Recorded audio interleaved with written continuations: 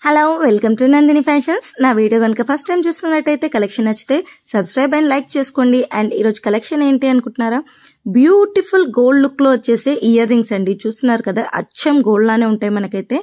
And వీటికి వెనకాల వచ్చేసి మనకు స్క్రూ వచ్చేస్తుంది, సేమ్ గోల్డ్ వాటికి వచ్చేసినట్టే. చాలా బాగుంటుందండి లుక్ అయితే, చాలా అంటే చాలా బాగుంటుంది పెట్టుకుంటే. ఇది వచ్చేసి మనకు గ్రీన్ బిట్స్ తో వచ్చేసింది కిందంతా కూడా.